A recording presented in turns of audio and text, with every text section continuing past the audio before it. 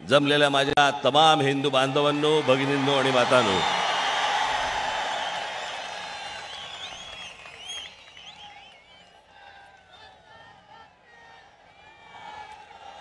सर्वप्रथम आपल्या सर्वांना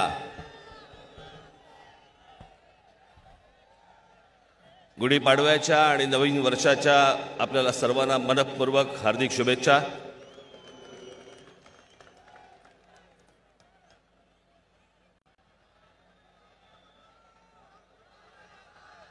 खरं तर 6:30 वाजल्यापासून मी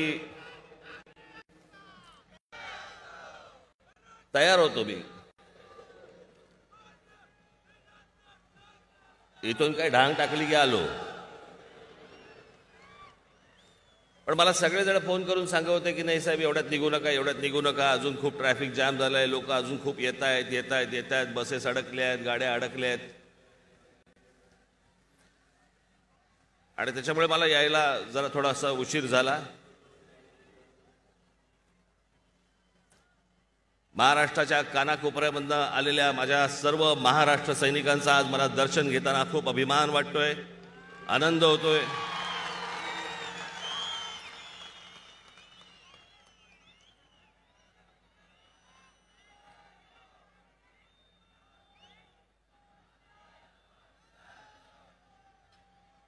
तीन वर्षापूर्वी ज्या वेळेला इथे गुढीपाडवा मेळावा झाला होता,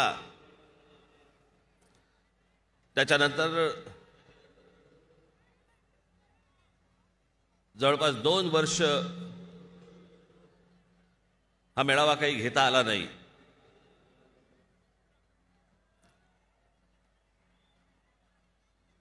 तो कोरोना, त्याच्यातनं आलेलं लॉकडाऊन,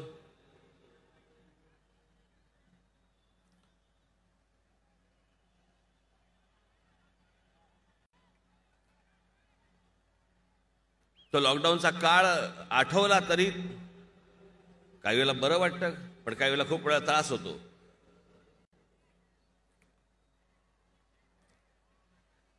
हे आज गजबजलेलं शिवाजी पार्क मैदान, हे शिवतीर्थ सामसूम होती। शिवतीर्थच काय घेऊन बसलं, अख्खं जगभर सगळीकडे सामसूम होती।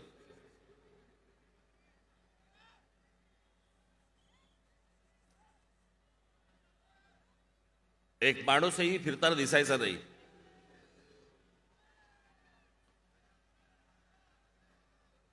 एक तर कोरोनाची भीती होती, नाही तर आमच्या पोलिसांचा दांडिया होता। ते तरी बिचारे काय करणार? त्या संपूर्ण काळामध्ये पोलिसांनी ज्या प्रकारचं काम केलंय, खास करून मुंबई महाराष्ट्राच्या पोलिसांना मी खास करून धन्यवाद देईन। अहो रात्र जागले, ते खाण्यापिण्याची पर्वा नाही केली। आपल्याला कोरोना होईल का, आपण राहू का जाऊ, या कुठच्याही गोष्टींचा विचार न करता 24 तास ते रस्त्यावरती होते।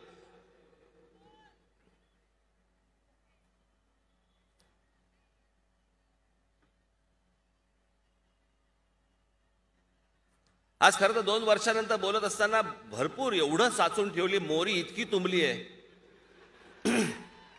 चला बोळा घालावा कुठून तेच कळत नाही।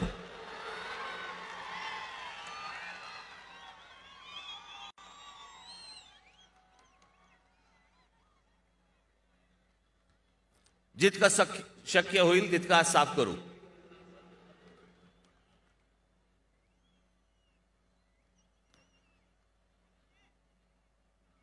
हा संपूर्ण भीतीदायक एक कोरोनाचा काळ, लॉकडाऊनचा काळ सगळा गेला। संपूर्ण समाजामध्ये आलेलं एक नैराश्य झटकून पुन्हा सगळेजण परत कामाला लागले। तो लॉकडाऊन, ते संपूर्ण घरात बसणं, हे अनेकांच्या सगळ्यांच्याच विस्मरणात गेलं। ही अत्यंत चांगली गोष्ट झाली।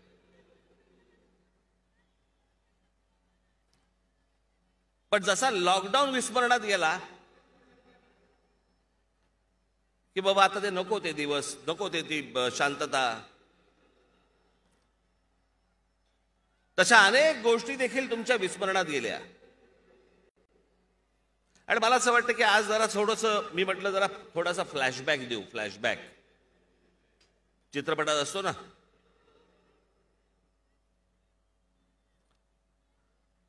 2 वर्ष आपली सगळ्यांची शांततेमध्ये गेली. 2 वर्ष आपण सगळे शांत होतो, घरात बसून होतो. त्याच 2 वर्षापूर्वीच्या झालेल्या घटना त्या देखील आपण विसरून गेलो. त्या पण आपण विसरलो. 2019 साली झालेली विधानसभेची निवडणूक.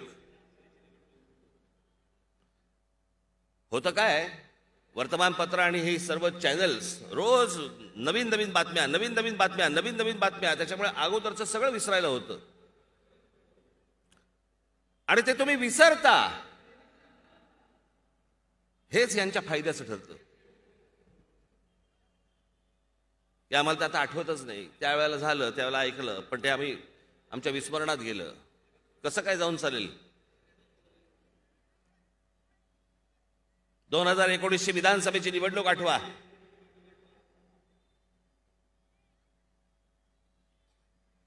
भारतीय जनता पक्ष आणि शिवसेना विरुद्ध कोण? राष्ट्रवादी काँग्रेस आणि काँग्रेस.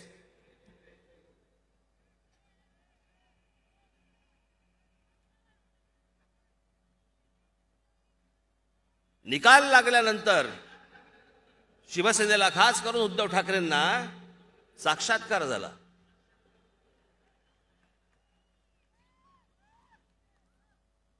की 2.5 वर्ष ठरली होती. आमच्याशी तर कधी बोलला नाहीत तुम्ही. ज्या सभा घेतल्या महाराष्ट्रभर, त्या महाराष्ट्रभरच्या सभांमध्ये कधी तुम्ही बोलला नाहीत. ज्यावेळेला पंतप्रधान नरेंद्र मोदी येऊन ज्यावेळेला इथे भाषण करत होते, त्यावेळेला व्यासपीठावरती तुम्ही बसला होतात. त्यावेळेला पंतप्रधान नरेंद्र मोदींनी सांगितलं होतं की जो मुख्यमंत्री बनेल तो भारतीय जनता पक्षाचा बनेल, देवेंद्र फडणवीस बनतील, असं त्यावेळेला ते भाषणामध्ये म्हणाले होते. तेव्हा तुम्ही व्यासपीठावरती होतात, काहीही बोलला नाहीत. अमित शहांचं ज्यावेळेला भाषण झाली त्यावेळेला अमित शहा देखील बोलले होते की मुख्यमंत्री भारतीय जनता पक्षाचा होईल, तेव्हाही तुम्ही काही बोलला नाहीत. आणि जसा निकाल लागला आणि लक्षात आलं की आपल्यामुळे सरकार अडतंय, त्यावेळेला टूम काढली. त्या 2.5 वर्षाचं काय झालं? कोणती 2.5 वर्ष? कुठची 2.5 वर्ष? कोणाशी बोलला होतात? अमित शहांशी मी एकांतात बोललो होतो म्हणे. एकांतात? बाहेर का नाही बोललात?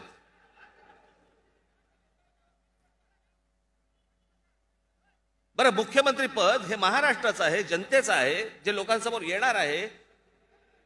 मग ती गोष्ट तुम्ही 4 भिंतीत का केलीत?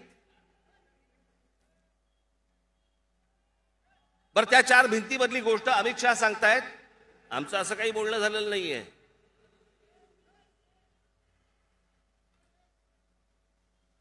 मग एके दिवशी आपण सकाळी उठलो काय आणि पाहतो तर काय, जोडा वेगळाच.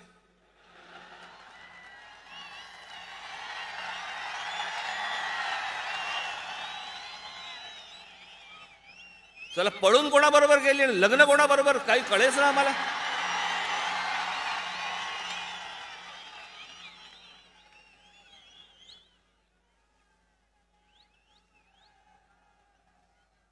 मी महाराष्ट्र राज्याचा उपमुख्यमंत्री म्हणून मी आज इथं शपथ.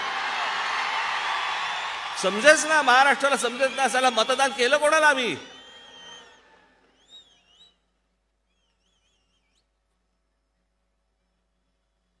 मग एक आवाज आला, ये शादी नहीं हो सकती. फिसकटलं तिच्या आईला. दोघे हिरमुसून घरी. हे सगळं चालू असताना शेजारच्या गॅलरी बंद कोणतरी साला डोळा मारतोय. यांचं काहीतरी वेगळंच अजून सुरू. मला घ्या ना कडेवर. मग मला कळत नाही या महाराष्ट्रामधलं 3 नंबरचा, 1 नंबरचा पक्ष भारतीय जनता पक्ष, 2 नंबरचा पक्ष शिवसेना, 3 नंबरचा पक्ष राष्ट्रवादी काँग्रेस आणि 3 नंबरचा पक्ष 1 नंबरला आणि 2 नंबरला फिरवतोय. मी महाराष्ट्राच्या राजकारणामध्ये काही देशाच्या राजकारणात असा प्रकार बघितलेला नाही.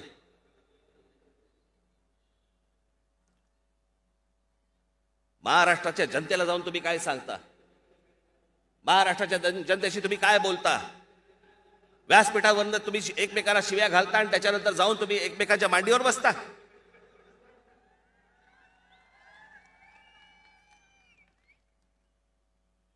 आणि कारण काय सांगतात, नाही 2.5 वर्ष बोलले होते.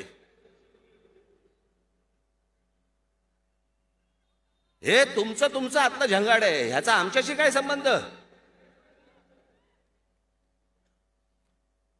ज्या मतदाराने तुम्हाला मतदान केलं ते शिवसेना भारतीय जनता पक्ष युती म्हणून तुम्हाला केलं होतं, शरद पवार आणि काँग्रेस बरोबर जाण्यासाठी नव्हतं केलं.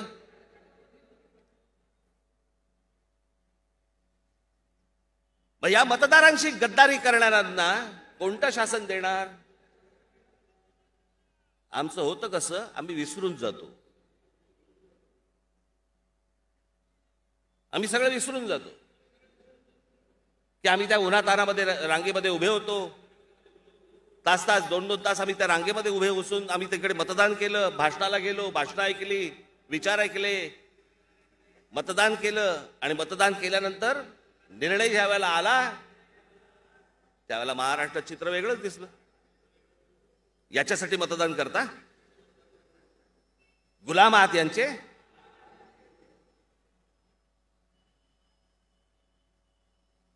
कोणीही उद्या तुम्हाला कुठेही फरफटत न्यावं आणि तुम्ही फरफटत जावं, कोणतीही खेळी यांनी करावी आणि तुम्ही वा वा म्हणून टाळ्या वाजवाव्यात किंवा आम्ही विसरून जावं. हे विसरून जाताना हेच हवं आहे ना.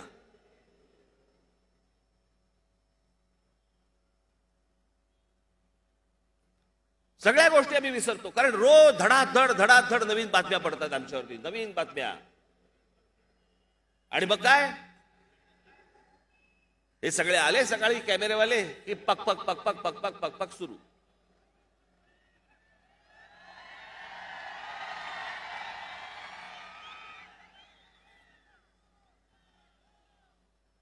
या बाजूने कोणीतरी बोलायचं, या बाजूने कोणीतरी बोलायचं आणि मूळ विषय बाजूला न्यायचा.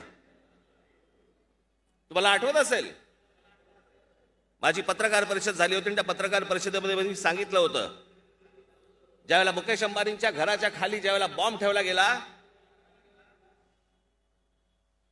कोणतरी वझे,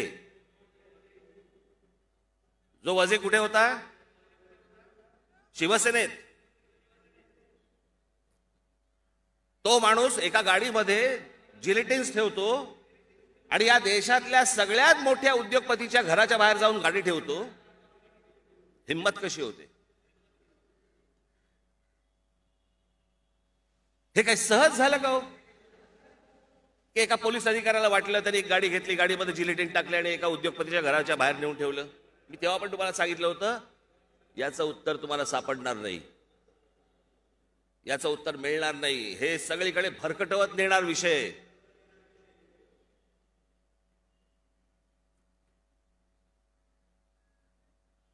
माझ्या एक परिचयाचे एक जण होते, आहेत म्हणजे ते, त्यांना गाणं गाण्याचा भयंकर शौक होता. तर एक 4-5 झाले की ते गाणं म्हणायचे, रमैया वस्तावय्या. आणि मग रमैया वस्तावय्या गाणं सुरू केलं की मग ते एक तान द्यायचे. ती तान साधारणपणे 1 मिनिटभर चालायची. त्यांना वाटायचं की ते फार सुरात गातात, पण ती तान भयंकर 1 मिनिटभर ती तान द्यायची, आ करायची. आणि सगळ्यात शेवटी परत याचे विचारत गाणं कोणचं होता, ते गाणं विसरायचे मूळ. तशी ती तान आहे. तुम्हाला भरकटवणं, तुम्हाला वेगवेगळ्या विषयांमध्ये नेणं. आज कोणीच त्या विषयामध्ये बोलत नाही. अहो, देशाच्या इतक्या मोठ्या उद्योगपतीच्या घराच्या बाहेर बॉम्बची गाडी सापडते आणि त्याचं उत्तर अजूनपर्यंत महाराष्ट्राला मिळत नाही, देशाला मिळत नाही. एक पोलीस अधिकारी जेलमध्ये जातो त्याच्यानंतर मुंबईच्या कमिशनरला काढून टाकलं जातं. मुंबईचा कमिशनर म्हणतो की गृहमंत्र्यांनी 100 कोटी मागितले, गृहमंत्री जेलमध्ये जातो.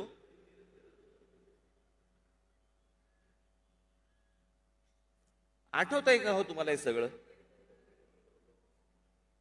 हे सगळं जण विसरले. परत निवडणुका येणार, परत नवीन प्रचार होणार, नवीन गोष्टी होणार. आम्ही अगोदरचं सगळं आम्हाला जो आम्हाला आमच्याशी ज्यांनी गद्दारी केली, ज्यांनी आम्हाला त्रास दिला, आम्ही त्या सगळ्या गोष्टी विसरून जातो. आम्ही परत नव्याने काहीतरी पुढच्या गोष्टी बघत बसतो. ह्याच तुमच्या स्मरणशक्तीचा आजपर्यंत ते फायदा घेत आले. याच गोष्टींचा नवीन काहीतरी टूम काढायची.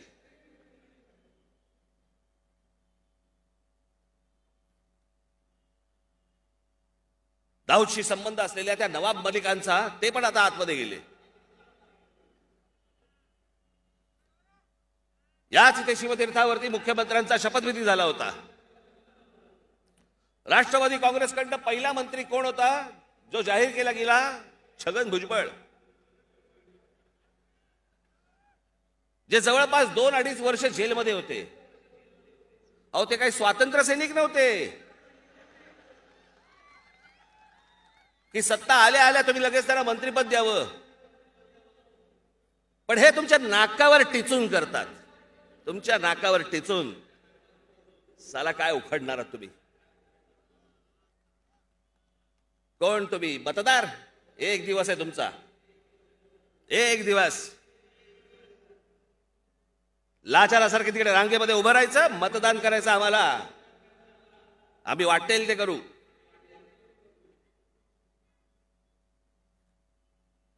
जो माणूस जेलमध्ये 2.5 वर्ष होता त्याला मी पहिला मंत्री करेन.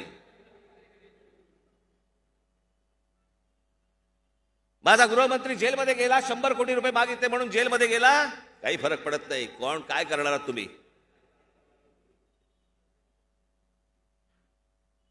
मुंबईमध्ये ज्यांनी बॉम्बस्फोट घडवले त्या दाऊद इब्राहिमच्या बरोबर संबंध असलेले नवाब मलिक, ते जेलमध्ये गेले. हिम्मत बघा यांची, हिम्मत. आणि तुमच्या नाकावर टिचून गाडीतनं जाताना तुम्हाला असं करतायत. यांच्या फुटेजमध्येच आहे. गाडीमधनं चालले नवाब मलिक आणि तुम्हाला अंगठा दाखवतायत.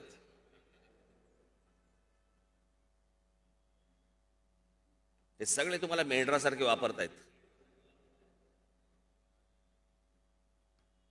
आमच्या हातामध्ये राज्य द्या, आम्ही वाटेल ते करू. करता आज मी 2 वर्षानंतर मी बोलतो. मी बरेच विषय मी इथे आणून ठेवले होते. मी अनेकदा माझं लक्ष पण जात नाही. मी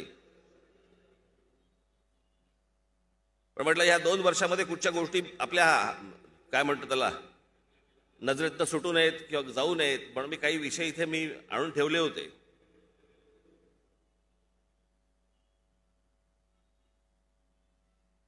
का आम्ही भाषण करतो मला कळत नाही. मला का आम्ही तुमच्या समोर येतो, तुम्ही एवढ्या संख्येने का येता, का ऐकता? आता टेलिव्हिजन चॅनलवरती देखील महाराष्ट्रभर सगळेजण ऐकत असतील, बघत असतील.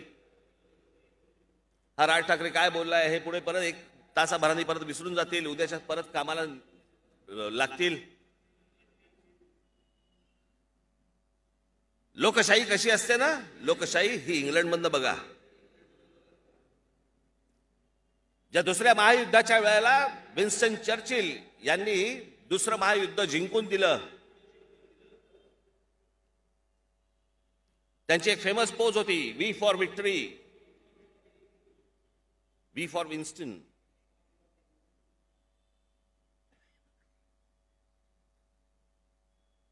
ज्या वेळेला युद्ध जिंकलं त्याच्यानंतर 8 महिन्यात निवडणुका झाल्या इंग्लंडमध्ये. 8 महिन्यात. आणि 8 महिन्यानंतर निवडणुका ज्या वेळेला झाल्या त्यावेळेला विन्स्टन चर्चिल हरले. ब्रिटिश जनतेला विचारलं, पत्रकारांनी तिकडच्या विचारलं की अरे दुसऱ्या महायुद्ध ज्या माणसाने तुम्हाला जिंकून दिलं त्या माणसाला तुम्ही पाडलात, त्या माणसाला तुम्ही हरवलात. हो म्हणे. विन्स्टन चर्चिल युद्ध काळात चांगले होते, शांततेच्या काळात नाही. ही समज लागते समाजामध्ये. ही समज.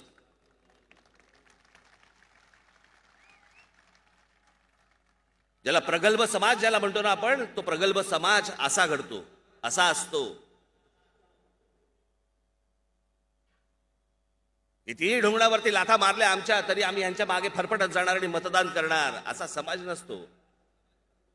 म्हणून या महाराष्ट्राची ही हालत आहे, म्हणून या देशांची ही हालत आहे.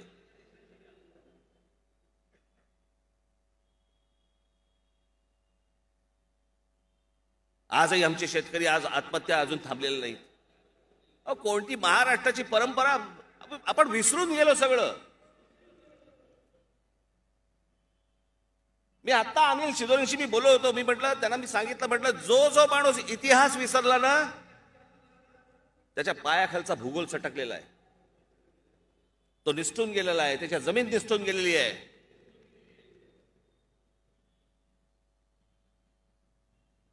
इतकी वैभवशाली परंपरा असलेला हा महाराष्ट्र आम्ही कुठे आणून ठेवला?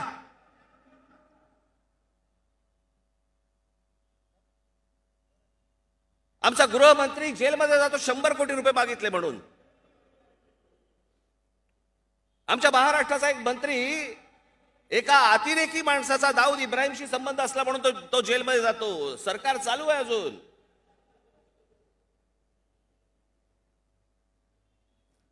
शेतकऱ्यांच्या आत्महत्या थांबलेल्या नाहीयेत. कुठच्या राज्यात चालू आहे? महाराष्ट्र राज्यात चालू आहे. मी नेहमी सांगत आलो ना, हे शिवछत्रपती, अहो हे काही डेकोरेशन नाही आहे. यांचा विचार पुढे घेऊन जर जायचा असेल, ही असली माणसं नाही चालणार सत्तेत.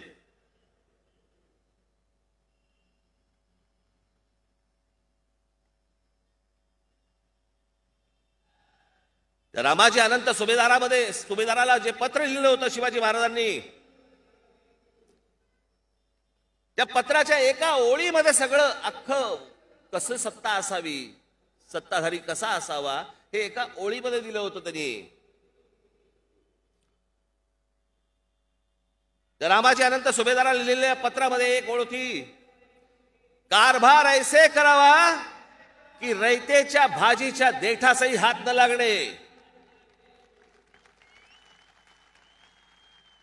रयत म्हणजे कोण? रयत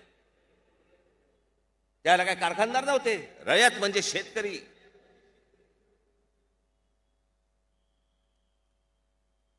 आजूबाजूचा समाज, इतर विविध कामं करणारा, त्याच्या भाजीच्या देठासही हात न लागणे.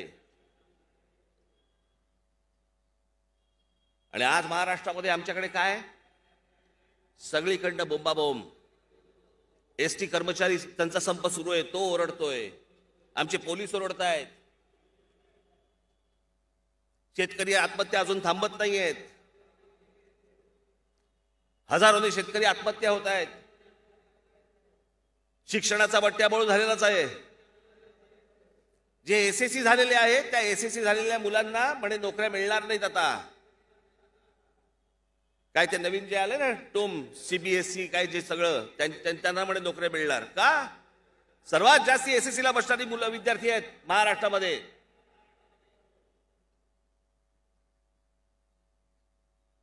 महाराष्ट्रामध्ये जर समजा नोकऱ्यांमध्ये पहिलं प्राधान्य जर मिळणार असेल, तर महाराष्ट्रामधल्या पहिल्यांदा माझ्या मराठी माणसाला पहिल्यांदा प्राधान्य मिळालं पाहिजे. बाकीच्यांना नंतर. हे फालतू लफडे इथे आणू नका.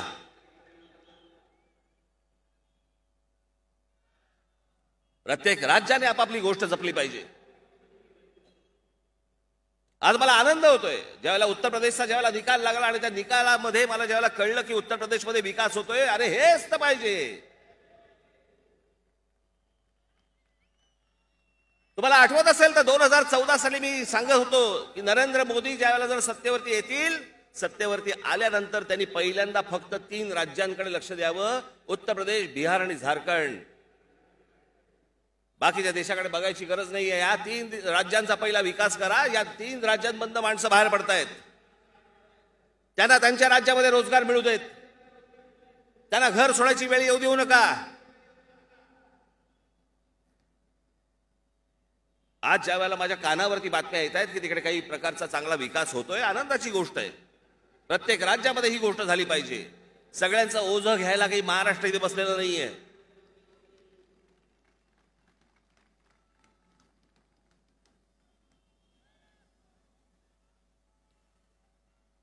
पण तुम्ही या गोष्टींचा विचार करत नाही. तुम्ही ह्या गोष्टींच्या फक्त नुसत्या वर्तमानपत्रांमधल्या ओळी वाचता,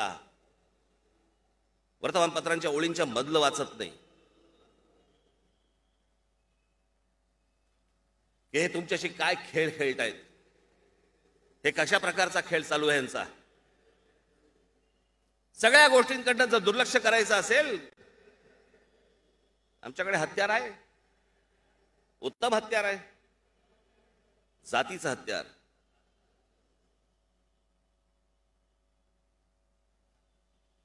मी आज भाषण करताना मला अनेक लोकांनी विचारलं की काय बोलणार राज ठाकरे, काय बोलणार, हिंदुत्वावरती काय बोलणार. बोलणार आहे.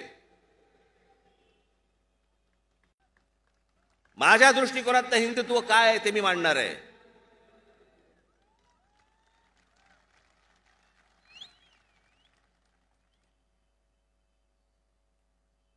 अयोध्येला जाणार आहात का नाही जाणार आहात?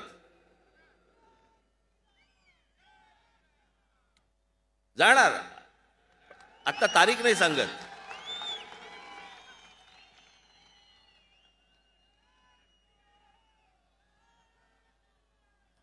पण हे मगाशी मी तुम्हाला जे सांगत होतो ना, हे जातीपातीमध्ये, जर जातीपातीमध्ये जर गुंतून पडणार असू, कुठलं हिंदू आणि कुठलं हिंदुत्व घेऊन बसलोय आपण. एक पहिली गोष्ट तुम्हाला सांगतो, हिंदू हा हिंदू मुसलमान दंगलीमध्ये फक्त हिंदू असतो. तो 26 जानेवारी 15 ऑगस्टला भारतीय होतो. चीनने आक्रमण केलं की त्याला कळतच नाही आपण कोण आहोत.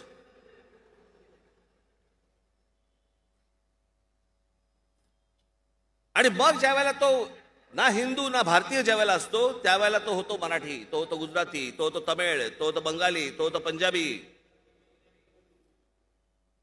आणि मग तो ज्या वेळेला मराठी होतो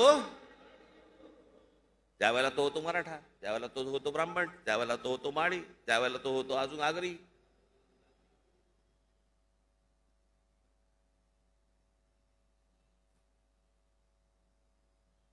आणि काही लोकांना ही गोष्ट हवी आहे. काही लोक कशाला, राष्ट्रवादी काँग्रेसला ही गोष्ट हवी आहे, शरद पवारांना ही गोष्ट हवी आहे.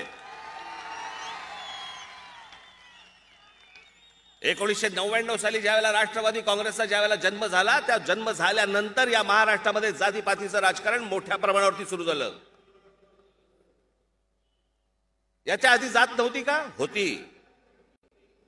पण त्याच्या अगोदर जात ही जातीचा अभिमान होता. पण 1999 साली ज्यावेळेला राष्ट्रवादी काँग्रेसचा जन्म झाला, त्याच्यानंतर दुसऱ्या जातीबद्दल द्वेष निर्माण करायला लावला यांनी, की तो त्या जातीचा, हा या जातीचा, आणि ती फूट पाडत पाडत पाडत पाडत मग कधी मराठा आरक्षणाचा आमिष दाखवायचं, मग अजून काहीतरी कोणतरी. इथे बाबासाहेब पुरंदरे त्यांचा फोटो आहे, सॉफ्ट टार्गेट. वाचायचा नाही, इतिहास नाही वाचायचा आहे आम्हाला. लिहिलाय कोणी? पुरंदरे, ब्राह्मण. अच्छा अच्छा अच्छा अच्छा, म्हणजे यांनी चुकीचं लिहिलेलं असणार. आम्ही इतिहास वाचतच नाही आहोत. ज्या छत्रपती शिवरायांनी आम्हाला सांगितलं की जातपात गाडून सगळ्यांनी स्वराज्यासाठी एक व्हा, त्या महाराष्ट्रामध्ये जातीपातीवरनं भांडणं सुरू आहेत, वाद सुरू आहेत. त्याच्यावरनं आमच्याकडे अजून राजकारण सुरू आहे. अरे जातीतनं आम्ही बाहेर नाही पडणार, आम्ही हिंदू कधी होणार?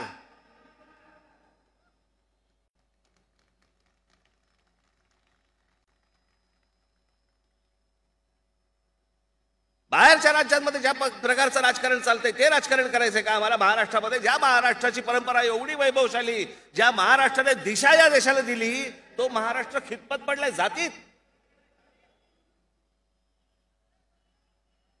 हे आमचे अनिल सिद्धोळे इकडे बसलेले आहेत, उत्तर प्रदेशमध्ये गेले होते. एका ढाब्यावरती थांबले, ढाब्यावरती थांबल्यानंतर तिकडे एका खाट्यावरती बसले होते, तिकडे ते आणि त्यांचे मित्र. चहा सांगितला. त्या ढाब्यावरच्या काउंटरवरचा माणूस आला, त्यांच्याकडे आला. कौनसी जात से हो? मैंने जात सांगितली. अच्छा अच्छा ठीक है, अरे इनको चाय देना. हे वातावरण आणायचं महाराष्ट्रात. ही अवस्था करायची महाराष्ट्राची आपल्याला. या 1999 सालच्या राष्ट्रवादी काँग्रेसच्या जन्मानंतर तो जेम्स लेन जन्माला आला. कोण जेम्स लेन हो? कोण जेम्स लेन?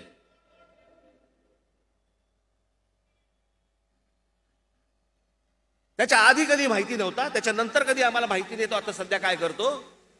तो काय जॉर्ज बर्नार्ड शॉ होता?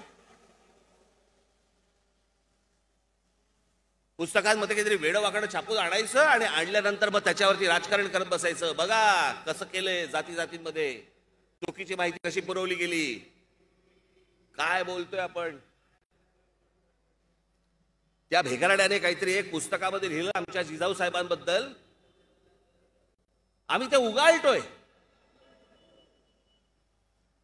ज्यांना हा इतिहास माहिती नाही, ज्यांनी हे पुस्तक वाचलेलं नाही, ती माणसं ज्या वेळेला या सगळ्या प्रकरणानंतर प्रश्न विचारतात, काय लिहिलंय काय त्या पुस्तकामध्ये, आम्हीच आमची आबरू काढतोय.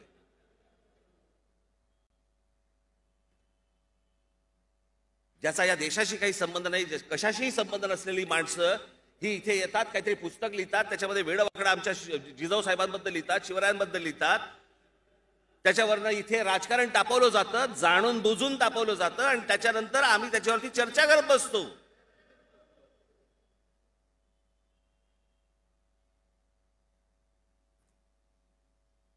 ज्यांचा संबंध नाही अशी माणसं ज्याला प्रश्न विचारतात, लाज वाटते. लाज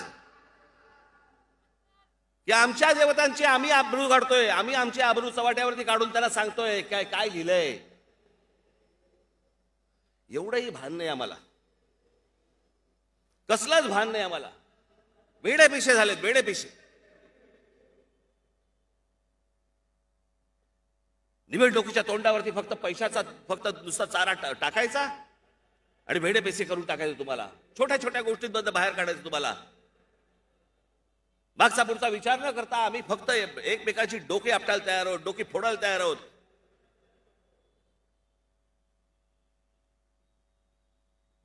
या जातीपातीतनं आम्ही बाहेर येत नाही.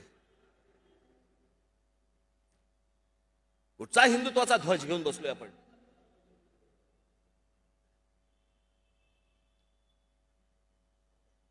हिंदू म्हणून आपण कधी एक होणार आहोत? खरं तर मला तुम्हाला सांगायचं आहे की ही संपूर्ण ही जी विविधता जी म्हणतो ना आपण, भाषेची, संस्कृतीची, महाराष्ट्राची एक संस्कृती, गुजरातची एक संस्कृती, बंगालची एक संस्कृती, तामिळनाडूची एक संस्कृती, वेगवेगळ्या राज्यांच्या वेगवेगळ्या संस्कृत्या. कारण हा देश मुळात झालाच 1947 साली. त्याच्या अगोदर ही एक भूमी होती. ज्याला काही जण भारत म्हणत होते, ज्याला काही जण इंडिया म्हणत होते, ज्याला काही जण हिंदुस्थान म्हणत होते, पण त्याला आकार उकार नव्हता. कोणी यायचं, कोणी राज्य करायचं, काही करायचं.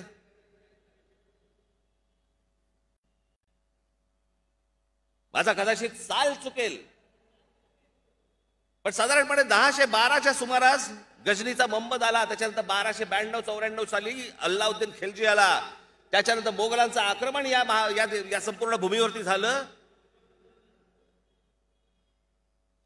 आज जवळपास 800-900 वर्षानंतर बदला आपला मराठेशाहीचा इतिहास 125 वर्षांचा. या आमच्या शिवछत्रपतींचा विचार घेऊन आम्ही अटकेपार झेंडे फडकवले. त्या अटक किल्ल्यावरती आमची भगवी पताका लागली.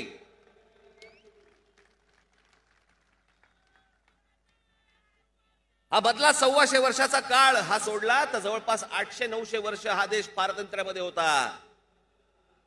विसरलो का आपली संस्कृती? मोगल आले, ब्रिटिश आले, पोर्तुगीज आले, सगळे आले, काही विसरलो आपण? आजही त्याच अभिमानाने आपण आपल्या घराच्या बाहेर गुढी उभारतोय. आजही आपण तेच सण साजरे करतोय. आपले पोशाख, आपलं अन्न, आपले संस्कार, आपली भाषा हे काही छीनू शकले नाहीत मोगल. याचं कारण ही एक संस्कृती आहे.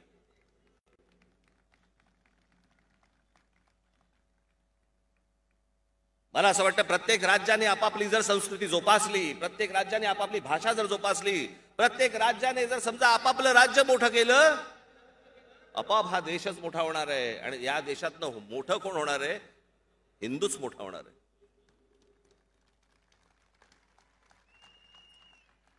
झाले कसं?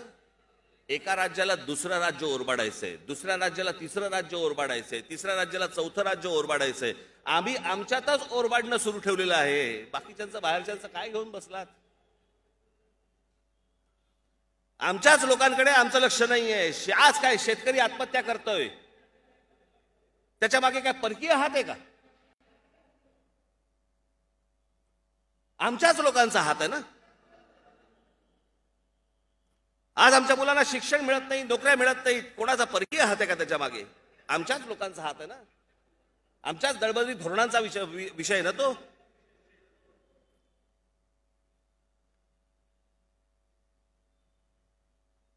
पण मला तुमचं सर्वांचं कौतुक वाटतं की या सगळ्यांमध्ये मतदारांचं मला कौतुक वाटतं की चला ज्यांनी काम केलं त्याला बाजूला सारलं आणि ज्यांनी काम नाही केलं त्याला सत्तेवर बसवलं.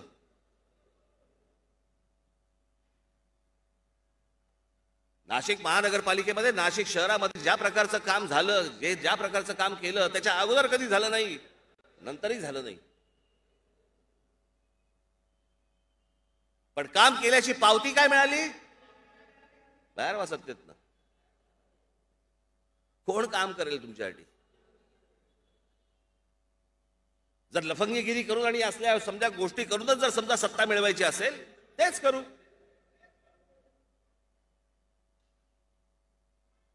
मग चांगुलपणाची अपेक्षा बाळगू नका कोणी.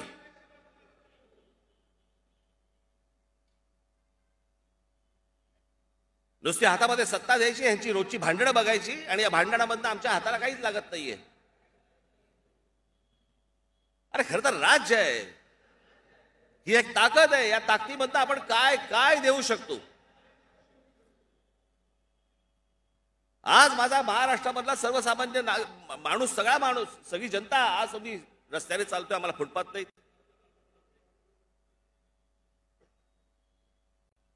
गाड्या चालवायच्या, ट्रॅफिक जाम झालेले आहेत. मेट्रो आणली, आम्ही फुगड्या काढतो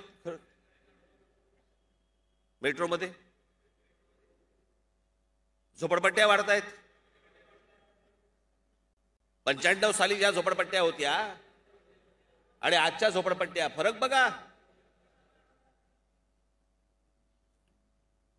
मी खरं तर कधी बोललो नसतो ही गोष्ट, पण ज्या वेळेला 95 साली शिवसेना भारतीय जनता पक्षाची ज्या वेळेला सत्ता महाराष्ट्रामध्ये आली, त्याच्या अगोदर मी एकदा माननीय बाळासाहेबांशी मी बोललो होतो.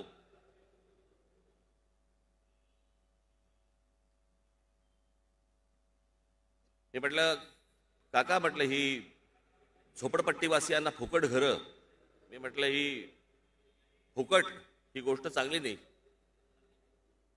मला बोलले तू शांत बस.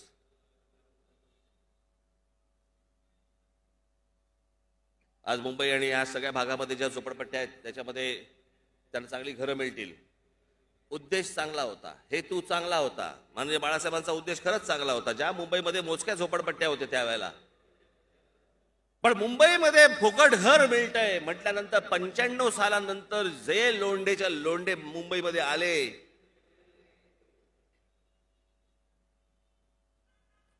आज आवरता येत नाहीये. ठाणा बकाल झालंय, पुणा बकाल झालंय, नाशिक बकाल होण्याकडे चाललेलं आहे, मुंबई झालेलीच आहे. आणि यातल्या बऱ्याचशा झोपडपट्ट्यांमध्ये काय नेमकं चाललेलं आहे? आज अनेक प्रामाणिकपणे अनेक गरीब लोक झोपडपट्ट्यांमध्ये राहत आहेत, त्यांना खरं तर घर मिळाली पाहिजेत. नको ती माणसं घरं घेऊन जात आहेत. जे पूर्वापार मुंबईमध्ये इथे अनेक वर्षाचे झोपडपट्ट्यांमध्ये राहत आहेत, चाळींमध्ये राहत आहेत, त्यांना घर मिळाली पाहिजे. आमच्या पोलिसांना घर मिळाली पाहिजेत. चला, आमदारांना कसली घरं वाटतंय?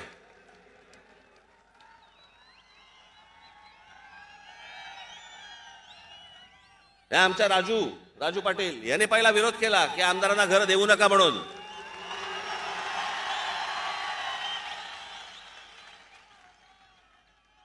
मला असं वाटतं आपण एक देवाणघेवाण करावी. आमदारांना घर द्यावं आणि त्यांची फार्म हाऊसेस हातात घ्यावीत.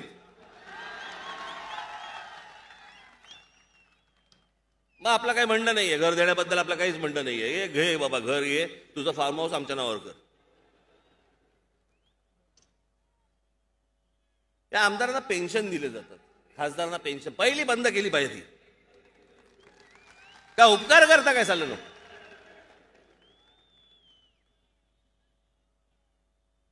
या महाराष्ट्र राज्याचे, या देशामधले सगळे माननीय आमदार, माननीय सगळे खासदार, लोकांचं काम करायचंय ना, मग पेन्शन कशाला हवंय? करा काम. पण आत्ताची परिस्थिती पाहिली तर कोणत्या आमदारांनी घर मागितलं होतं? मुख्यमंत्र्यांना झालं काय? का त्या घरामध्ये एक कट दिसला?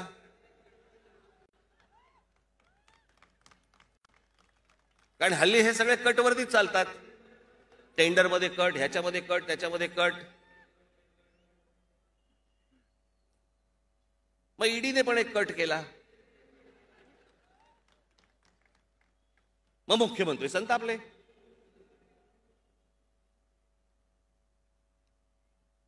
मुंबई महानगरपालिकेचे कोणते यशवंत जाधव,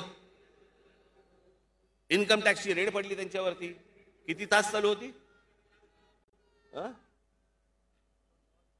2 दिवस.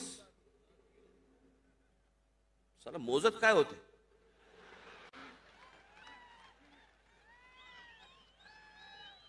हल्ली आई वडील सांगतात, यशवंत हो सांगतच नाहीत, यशवंत जाधव हो सांगतात.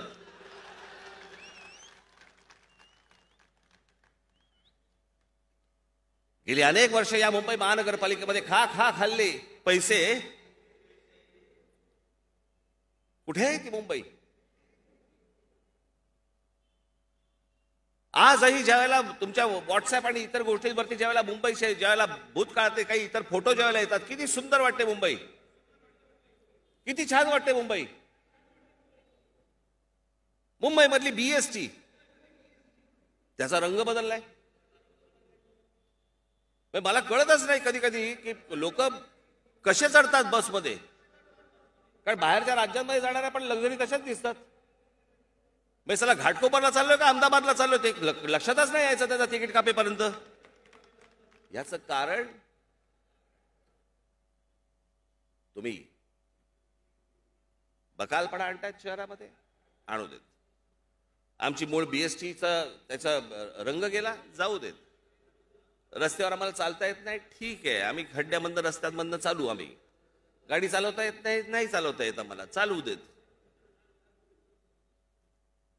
ही जी तुमची कमजोरी आहे ना, ही ह्यांना सत्तेत आणते.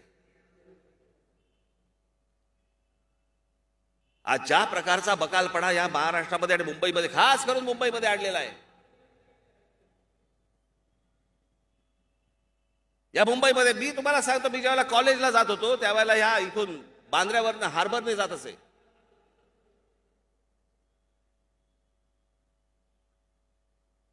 त्या कोर्टाच्या बाजूने जाताना तिकडनं उजवीकडे एक 7, 8, 10 झोपड्या होत्या.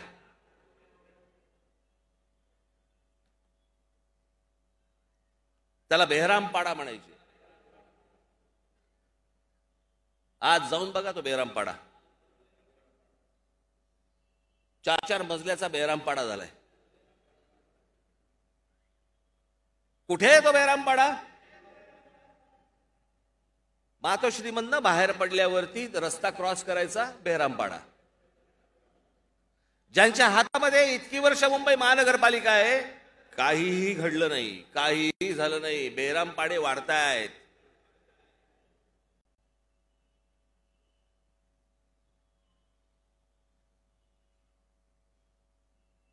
जी परिस्थिती मुंबऱ्याची आहे,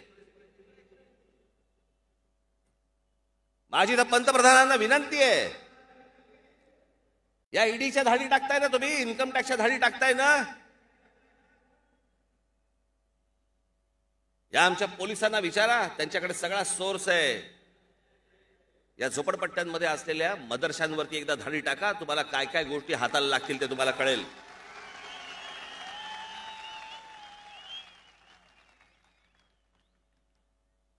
अहो, गरजच नाही आपल्याला पाकिस्तानची. कशाला हवाय पाकिस्तान? उद्या जर काही घडलं तर आतमध्ये आवरता आवरता आपल्याला नाकी नऊ येणार आहेत. इतक्या गोष्टी आतमध्ये भरलेल्या आहेत, पण आमचं लक्ष नाही. आम्हाला मतं हवी आहेत. आम्हीच त्या झोपडपट्ट्या वाढवतोय, आम्हीच त्या सगळ्या गोष्टी वाढवतोय, आम्हीच त्या मदरसे वाढवतोय. अनेक मशिदी असे आहेत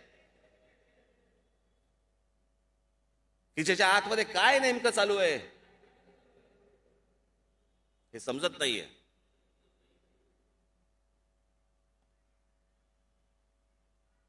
हे सगळे पाकिस्तानच्या प्रोत्साहनामुळे आलेली लोक आहेत ही, आणि आपल्या लोकांनी स्वीकारलेली लोक आहेत. आमच्या नगरसेवकांना ह्यातलं काही देणं घेणं नाही, आमच्या आमदारांना ह्याच्याशी काही देणं घेणं नाही, आमच्या खासदारांना ह्याच्याशी देणं घेणं नाही. आमच्या खासदार, आमदार, नगरसेवक कशात लागले आहेत? पाकिस्तानातनं आलायत या, बांगलादेशातनं आलायत या. आधार कार्ड आहे, रेशन कार्ड ते नसेल, हे घेऊन जा, रेशन कार्ड घेऊन जा आणि आमचीच मार.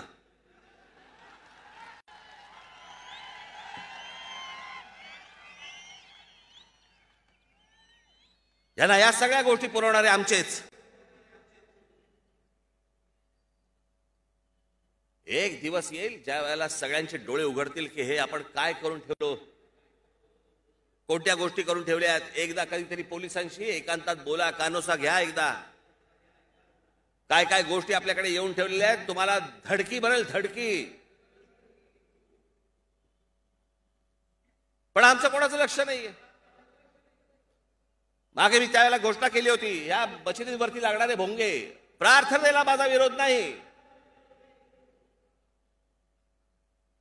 पण या मशिदींवरती लागलेले भोंगे हे खाली उतरवावेच लागतील. या सरकारला हा निर्णय घ्यावाच लागेल.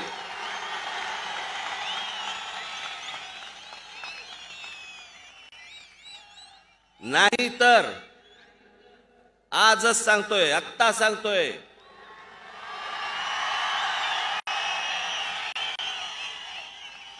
ज्या मशिदीच्या बाहेर हे भोंगे लागतील त्याच्या दुप्पट समोर स्पीकर लावायचे आणि हनुमान चालीसा लावायचा.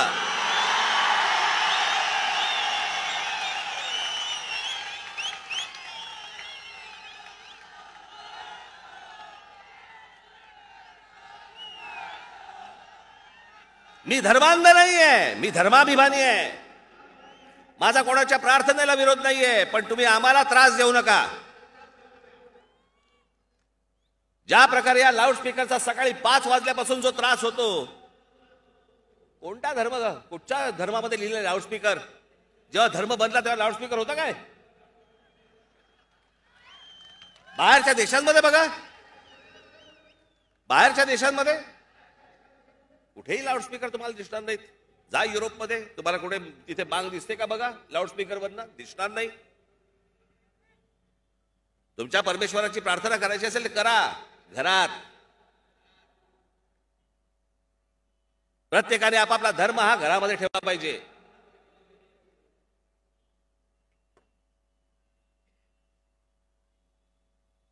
आमच्याकडे मंदिर आहेत, टाका धाडी. काय मिळणार? घंटा.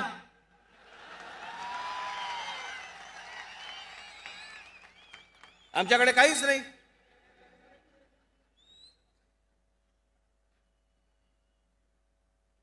आणि म्हणून मला हा असा खितपत पडलेला, जातीमध्ये खितपत पडलेला, असा हतबल झालेला, सत्ताधाऱ्यांसमोर लाचार झालेला, कोणाही समोर वाकडा तिकडा फरफरटत जाणारा, मला असला समाज नाही आवडत. या असल्या लोकांचं नाही नेतृत्व करावं असं वाटत. मला आरेला कारे म्हणणारी माणसं पाहिजेत. कोणत्याही सत्ताधाऱ्याची हिंमत नाही होता कामा तुमच्याशी गद्दारी करायची. त्या दिवशी मुख्यमंत्री ठणकावून सांगत होते विधानसभेमध्ये, जर तुम्ही माझ्या कुटुंबाला हात घालणार असाल तर पहिल्यांदा मला अटक करा, पहिल्यांदा कुटुंबाला सांग, मुंबई महानगरपालिकेत जाऊ नको म्हणून.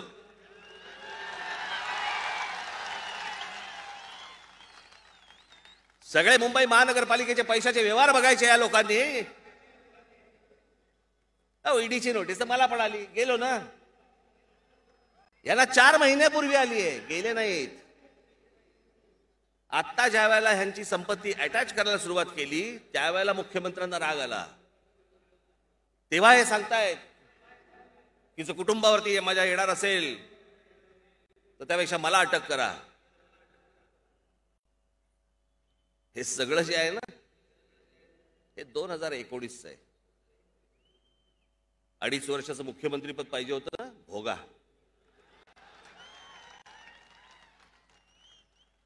जर राजकारण तुम्हाला जमत असेल तर राजकारण समोरचेही करणारच आहेत, ते काही सोडणार आहेत.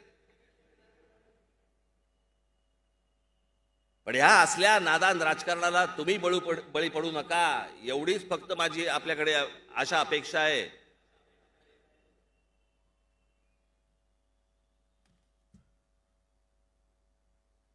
हे सगळं जण काय वाटेल ते माननीय बाळासाहेबांच्या नावाखाली काही वाटेल ते मागून घ्यायचं, निवडणुकीच्या तोंडावरती माननीय बाळासाहेबांचा फोटो दाखवायचा आणि ह्यांचे कारभार काय, हजारो कोटी रुपये लुटतायत तुमचे.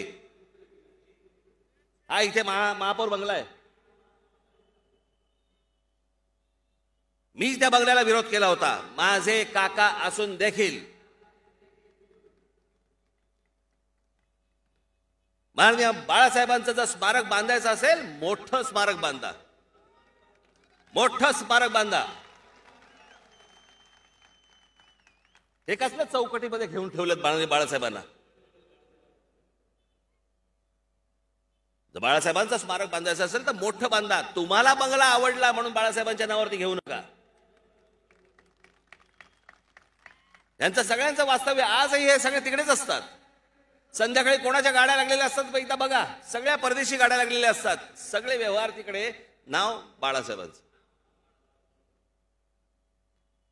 मुंबई बिल्डरांच्या घशात घालताना, बीएसटीचे प्लॉट ज्या वेळेला बिल्डरांच्या घशात घालताना मुंबईमध्ये प्लॉट नाही सापडला बाळासाहेबांचं स्मारक करायला.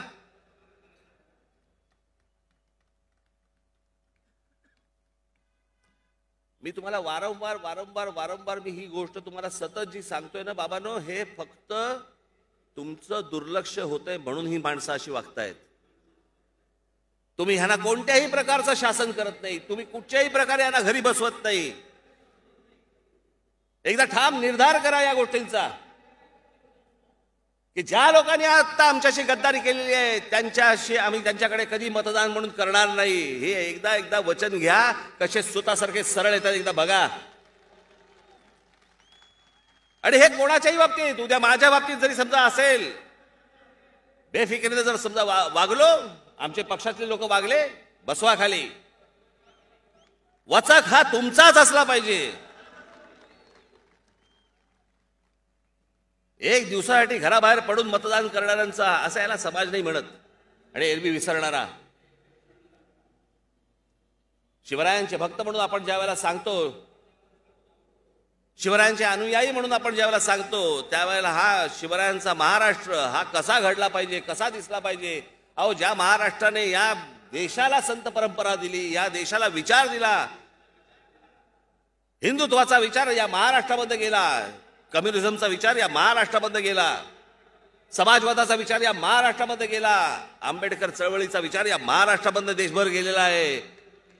या महाराष्ट्राची ही अवस्था हतबलतेने बघतोय. आज गुढीपाडव्याच्या दिवशी मी आपल्याला सांगतोय, तुम्ही कोण आहात एकदा आतून बघा. तुमचा स्वाभिमान गहाण टाकू नका. आमच्या बाबासाहेब पुरंदरेंच्या एका पुस्तकामधलं फार छान वाक्य आहे, ज्या समाजाचा स्वाभिमान गहाण पडतो ना तेव्हा उरतात फक्त जिवंत प्रेत. मला तुम्ही जिवंत प्रेत नको आहेत. या महाराष्ट्राचा तेजस्वी इतिहास सांगणारे, तळपता इतिहास सांगणारे, हे माझ्या महाराष्ट्रामध्ये माझे महाराष्ट्र सैनिक, हा माझा मराठी माणूस, हा माझा हिंदू माणूस जागा असला पाहिजे, तळपता असला पाहिजे. या कोणाही नादान लोकांना वटणीवरती आणणारा असला पाहिजे. ही आज शपथ घेऊन आज गुढीपाडव्याच्या दिवशी आपण निघायचं इकडनं. आता आपण मध्यंतरी जशी शिवजयंती जशी आपण मोठ्या प्रमाणावरती साजरी केली, माझी आपणा सर्वांना विनंती आहे, 14 एप्रिलला परमपूज्य डॉक्टर बाबासाहेब आंबेडकर यांची देखील जयंती आहे. ती देखील तितक्याच मोठ्या उत्साहामध्ये आपल्या सर्वांकडनं साजरी झाली पाहिजे.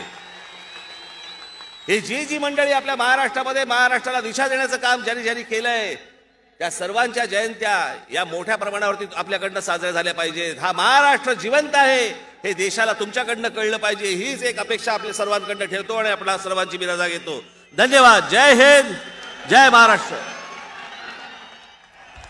धन्यवाद राजसाहेब. या महामेळाव्याची सांगता राष्ट्रगीताने होईल.